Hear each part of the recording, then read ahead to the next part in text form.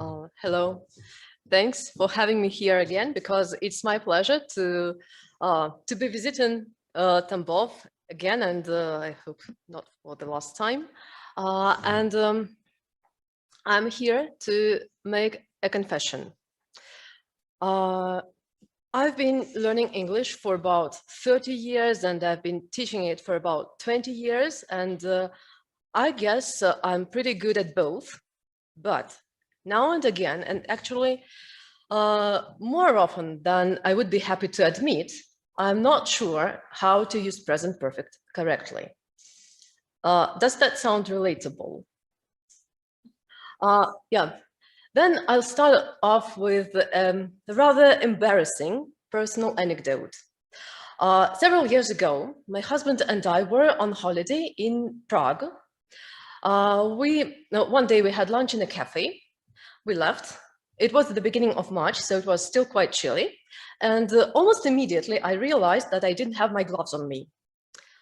And I assumed, naturally, that I'd left them in that cafe.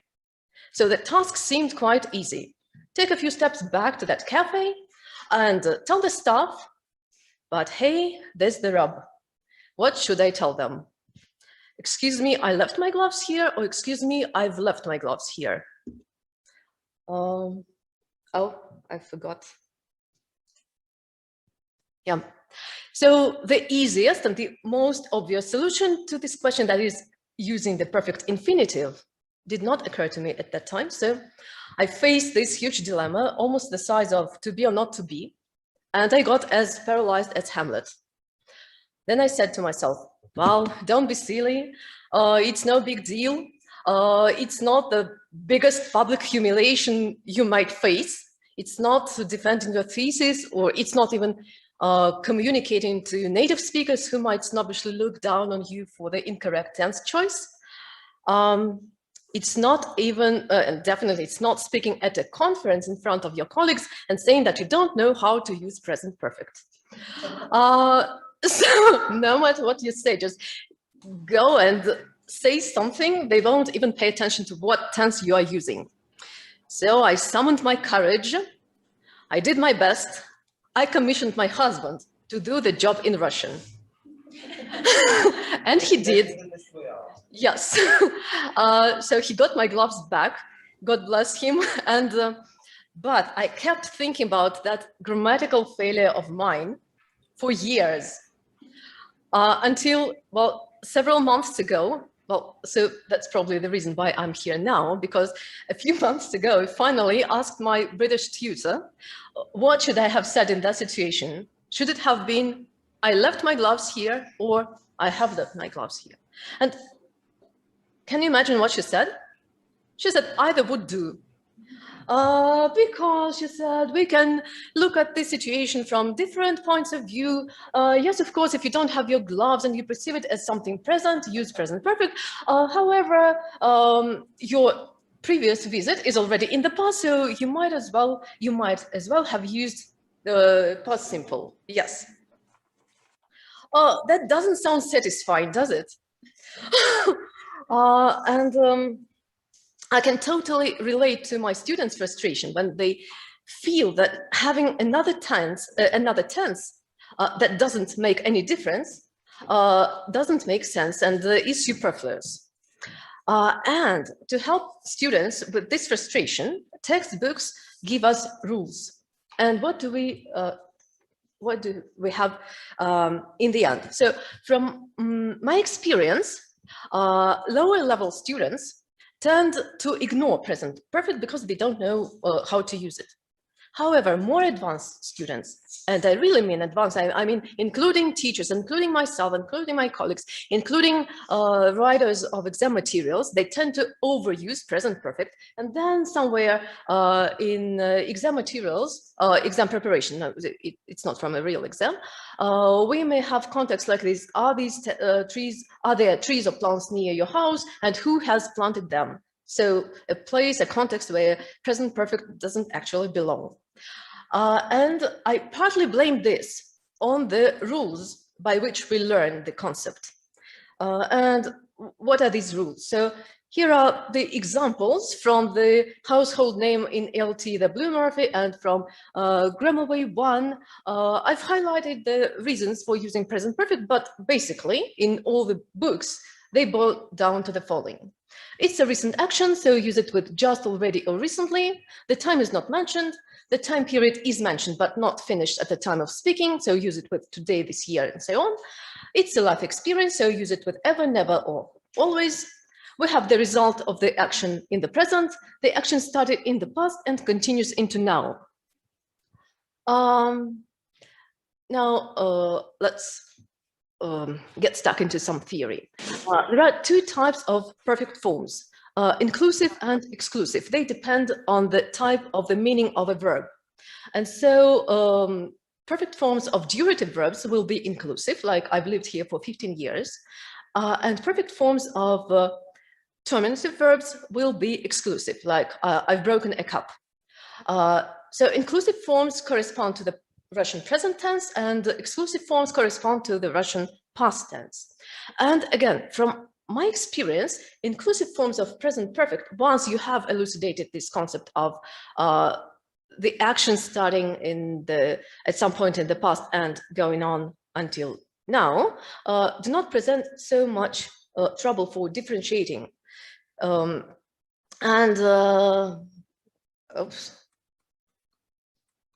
where's my next slide? Oh, okay. It's even less contrastive here. Okay, so it's even better. So I would say that inclusive present perfect is a more or less wide area, unambiguous present perfect when we don't doubt whether to use it or not. On the other black side of the spectrum, we'll put past simple, which is the time or the action that took place at a particular time in the past. And all the space in between is the green area, which I dubbed the 50 Shades of Present Perfect, because it's all very blurred and painful, if you know what I mean. And so why I mentioned teaching adults. It's because with children, children don't analyze much. They do as they're told. With teenagers, it's very often about state exam preparation. And in these cases, that's very often exactly our job, to teach them to, to teach them to see and recognize these markers, to cross the marsh of the exam paper safely. Like you see, recently you see just use present perfect, you are safe on the other side. And with adults, we don't have these restrictions. Well, that's because the exam writers, yes, they also have learned these rules and now they're testing them. So that's, with adult students, we don't have these restrictions, and we don't need to lie to them that these rules always work, because very often they don't. And I'm going to show you how they fail to work. And I need to make a reservation that to put aside the differences between American and British varieties, I will be citing examples from British course books or from books by British authors set in Britain and written about British characters. So rule number 1 tells us to use the present perfect for recent actions, especially if they're marked by something like just or recently. Just imagine how discombobulated I was when one day I got a Skype message from my British tutor, which read like this: "The damn electricity just went out. I'm assuming it will be back on time for class." Naturally, the first thing I asked her in that class was, how come you used past simple and not present perfect for an action that was definitely recent, that had a very tangible result and potentially serious consequences for your whole working day? And what she said, you know, that's because it was a dramatic moment, a sudden boom that just happened. And then she added that if she had been writing a couple of hours later, she would be more inclined to use present perfect, because 2 hours later, the consequences would have been more relevant than the impression of the event itself. And so what we have, the same event being more recent may be viewed as more separated from the past than being actually more distant. When it is more distant, it can be perceived more linked to the present. I'm sorry, yeah, to the present. Another thing, for example, yeah, it's right that just is often used with present perfect in British English. However,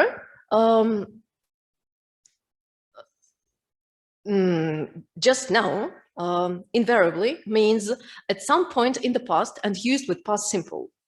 But, oh, here's an example.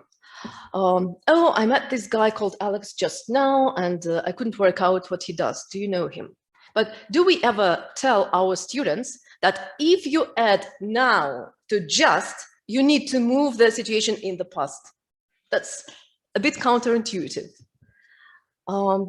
Besides, we often see how people use either present perfect or past simple, talking about the same situation without any tense markers, and we don't know why they make these choices. Where have you been? Sorry, he says, I went for a walk. And it appears to be nothing more than a subjective just perception of the action being more or less linked to the present. So I guess this is probably the darkest shade of present perfect. Rule number 2 tells us to use present perfect if there is a result of the action in the present. I'll just show you 2 examples from children's course books. One is from English Plus 2 by Oxford, and the other is Superminds 4 by Cambridge. And they both describe very recent achievements. Like the first text is about a girl going on a roller coaster for the first time, and it describes the whole situation. And then Jane is happy she's done it. And in the second, look at the ball, we did it. Yes, I'll be an astronaut one day. So the context is almost identical. Why is it present perfect in the first case and the past simple in the second? Well, apparently because the first text just trains present perfect. And the other text, you can't see what it trains because it's gapped, but it's adverbs. And because of that, they can just, they feel free to go for the more natural and idiomatic way of putting it. That's it. Use present perfect for unfinished time periods. Oh, yeah, now I know. So let's take today, for example. Suppose I have a student who was off school for several days, and today in the afternoon we are having class, and I want to know if he's back to school. Should I ask him, have you been to school today, or did you go to school today? Because, well, today is definitely not finished, but the period for his being at school is definitely over. And it turns out that both cases are absolutely equally legitimate.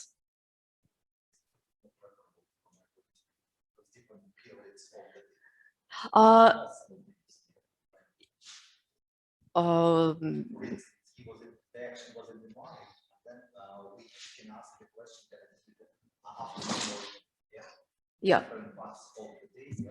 Yeah, but yes, different ideas, yes. Exactly, that's why they're both correct. I mean, but if we just teach our students that with today always use present perfect, that doesn't make sense. Yes, exactly. Yes. Yes, exactly. So use present perfect for life experiences with ever, never, and without specific times. Again, here is a quotation from The Hunting Party by Lucy Foley, and there one of the characters refers to her experience as, I saw dogs swimming in the loch just once. She doesn't state when, she doesn't state any other circumstances. She just mentions her experience, and she's using past simple. We might imagine that Lucy Foley doesn't like present perfect, but the same book abounds in context where she uses present perfect. Can you imagine that? Present perfect in the same sentences alongside with the phrase in the past.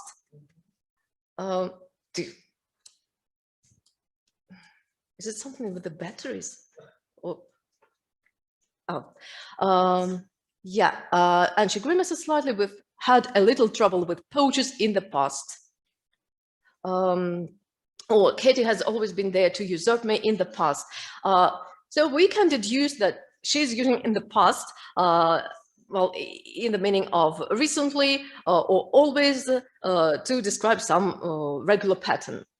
And another implication that we can deduce from this, that probably present perfect tends to be used with multiple occurrences, while past simple is more natural for single occurrences. And at least I don't remember seeing it anywhere said explicitly.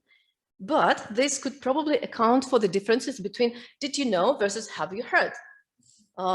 Because you can hear something on numerous occasions, while this transition from not knowing to knowing can only happen once.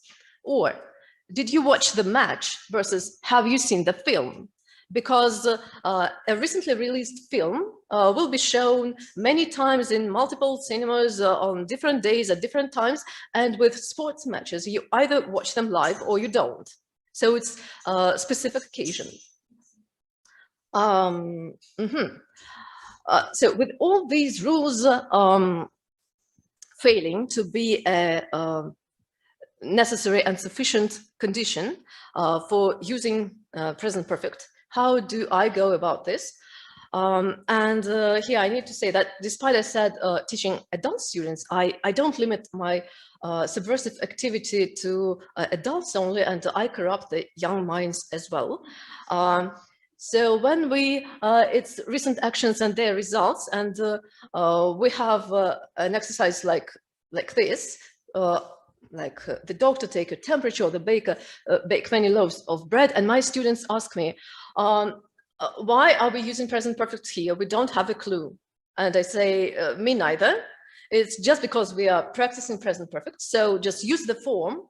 And having done that, we go over these sentences again in Russian because they're elementary students. And we discuss what are the possible contexts and when and where present perfect would be the better choice. For example, with the doctor taking the temperature, I see it as if a person, well, we discuss who is speaking to whom with what communicative intention. For example, the question about the doctor taking somebody's temperature, I guess I'm asking a friend or maybe a family member, they're ill, so they may be outpatients, so they're staying at home and some doctor pays them visits. Then if I am asking about the visit, I will be using past simple because I will be referring to the recent visit by the doctor. However, if they are inpatients, they are staying in hospital, I don't know the time of all these procedures in the hospital, I will be using present perfect. Another example is from choices pre-intermediate. I can't open it. Have you put in the correct password? Again, this is just from the unit on present perfect, because that's why they say that the correct one is, have you put in the correct password? But to me, that only makes sense if we are genuinely inquiring, have you done this whole action of, if I were asking about whether the person used the password or not, I wouldn't use the word correct. I would just ask, have you used the password? Have you put in the password? But if you say correct, then you imply that some password was used, and we are asking whether this password was correct. Then past simple makes more sense. Did you put in the correct password? For unfinished time periods, again, it's if we compare, I haven't caught any fish today and I didn't catch any fish today. What can that mean? I'm still fishing. I've been fishing for several days. I'm going home, or I've just come home. I'm going fishing later this day again. I'm taking part in a competition and it's a report at the end of the day. However, if I just go in the morning, if I just go fishing in the morning and then in the afternoon, I'm talking about that trip of mine, my fishing failure, I will say. I didn't catch any fish today. Yeah, I'm being very personal today. So here's another family anecdote. Once, my daughter and I were staying at my parents', and my husband was staying at home because he had to work on that Sunday. And besides going to work, he had another duty to feed our cat. And on Sunday morning, my daughter called him and to inquire about the cat. Of course, she was speaking in Russian, but if we suppose that she was speaking in English, should it be, have you fed the cat or did you feed the cat? And it turns out that it can be both, and there are actually two ways of reasoning about it. For example, if he's still at home and he can still feed the cat, we will use present perfect. Have you fed? If he's already at work, then let's bygones be bygones. Use past simple. On the other hand, if we are more interested in whether he fulfilled his duty like I was, then it makes sense to use past simple. Yes. If we are more concerned about the state of the poor cat like my daughter was, then it makes more sense to use present perfect. Have you fed the cat? He didn't feed the cat. But no one is perfect. Yes, life experience. What was it? Yes. So again, as I said before, present perfect tends to be used with single occurrences and past or present perfect with multiple and past simple with single occurrences because there is a definite, a specific time that we are referring to. And in course books, this usually takes the form of the following dialogues. Have you ever been to Poland? Yes, I went there in 1992. What cities did you visit? Oh, I just stayed in Warsaw. So we see that course book writers, in order to make the students' lives easier, they just introduce the year and automatically transfer it into the past. I try doing the opposite, making my students' life harder and showing them how the choice of the tense in the follow-up question will depend on B's first answer. Have you ever been to Poland? Yes, I have. Yes, many times. Yes, in 1992, 1994, and 1996. Yes, just once. Yes, in 1992. So for the first three answers, the follow-up question will be in the present perfect. What cities have you visited? Because we don't know which specific time we are referring to. For just once or in 1992, it will be past simple, even without mentioning the exact year, because just once means what cities did you visit during that single trip. Also, it's worth showing your students that all is not gold that glitters, and all is not life experience which looks so. Recently, a friend of mine sent me a song asking me about this, the tense choice, actually. It's called Down by the Bay. Do you know it? No? Wikipedia says that it's a children's song originated from England, but the same Wikipedia mentions that being written in 1914, 1918, it may have been a World War I song. So children's or not, we don't know. It goes like this: down by the bay where the watermelons grow, back to my home I dare not go, for if I do my mother will say. And then there are different variants of rhyming questions along the same model. Did you ever see a cat wearing a hat? Did you ever see a goat rowing a boat? Did you ever see a frog walking a dog? Did you ever see a bear combing his hair, and so on?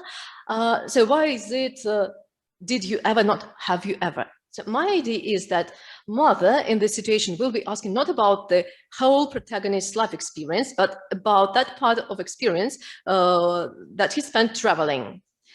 That is, while you were traveling, did you ever see this or that?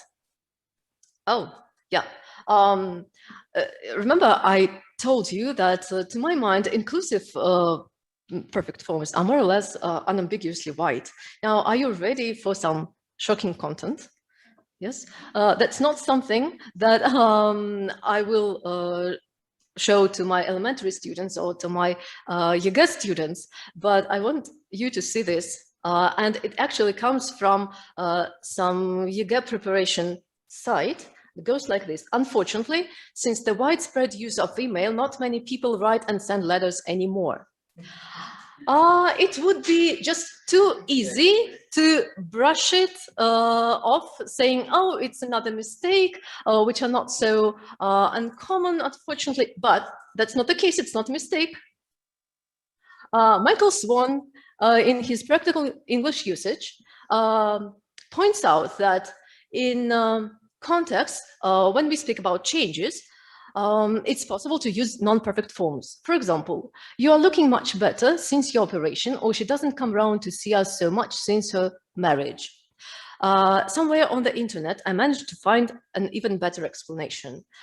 We remember that since has two meanings, temporal and causal. And so in context, where these meanings coincide, that is when the time of change is at the same time the reason for the change, we may use non-perfect forms. Since for example, we can say, since I was robbed, I go to bed every night with a shotgun, or since 9/11, I'm afraid of tall buildings. But we can't say, since 2007, I spent my holidays in Italy, because here since is purely temporal. So I guess, yeah, I've covered some of the shades of, some of the gray shades of present perfect. And in conclusion, I'd like to say that probably I haven't found any philosopher's stone of reliable rules for using present perfect. But when choosing between providing my students with hard and fast rules and practicing them in some safe playground of textbook exercises, and then leaving it to them to get frustrated later on their own, on the one hand, and frustrating them myself with all these shades of present perfect, and then leading them through this frustration and teaching them to rely on context and communicative intention. I go for the latter. That's it, thank you. So I don't know. Oh. It's a therapeutic approach to frustrate your students, like psychologists frustrate their clients, and then come out of this frustration. Really? Yeah, thank you. So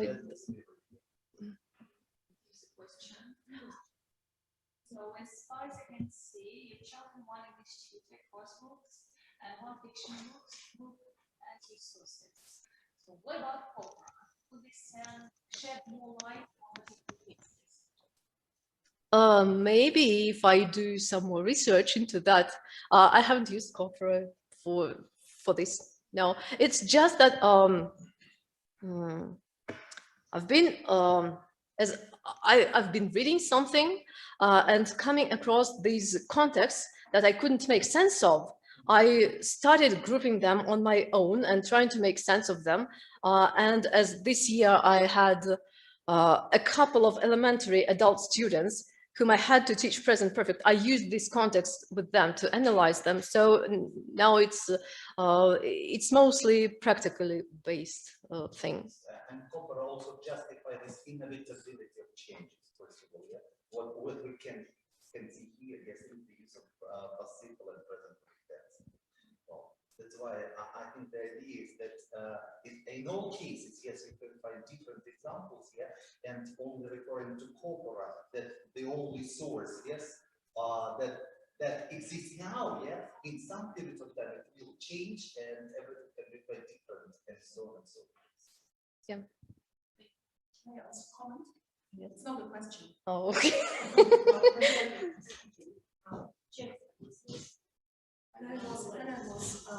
When I started learning English, and it was just 27. So, Mike is on.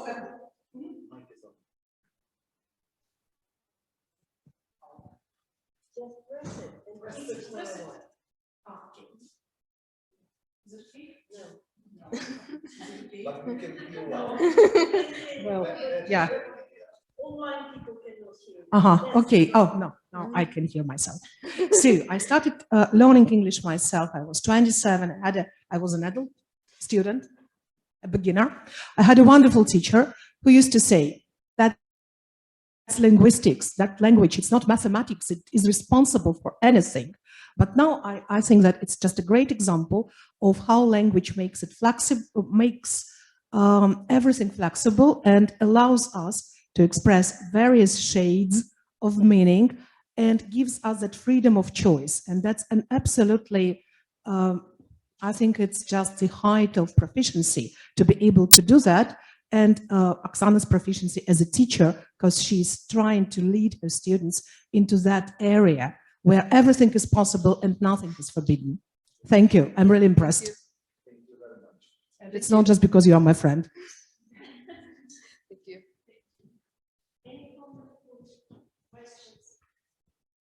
And I also wanted to say that I'm really impressed. So you're a great example of a curious teacher.